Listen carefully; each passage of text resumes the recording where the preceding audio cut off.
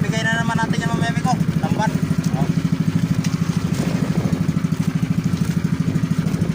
So ito na lahat ang huli natin bigo. Kakunti lang. Mga 10 kilo na yata ito. At mahina kasi yung sipat.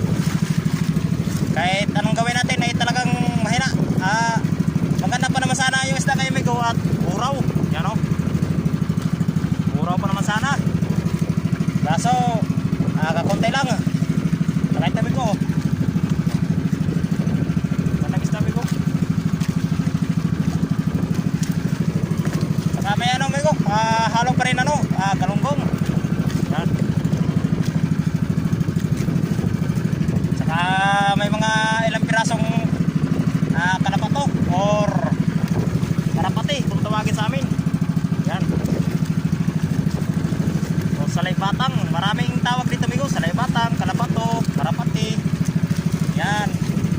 So ito sana bigo maganda bigo. At buraw sana yung simibad ngayong araw na to. Kaya lang padalang-dalan lang yung sibad. Hindi talaga siya masyadong kumain sa ating kaskas. So yan yung huli natin lahat bigo. Yan. Ano lang yun nga, mga 10 kilo na yata yan. So lang yan. At least hindi tayo nalugi. So mayroon pa rin tayong pang konsumo. Yeah. Maliliit tulingan ko. Great. Great. Saya na lahat ko.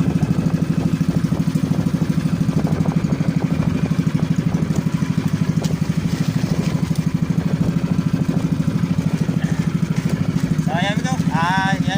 Yan yung ibigay natin maya no. Malaki pa naman sa ating tampan bigo. Oh. Malaki na yung tampan. Masarap yan bigo, ano? Ihaw yan, masarap yan. Parisa mo ng tuba. Uy, kalami. So yan bigo.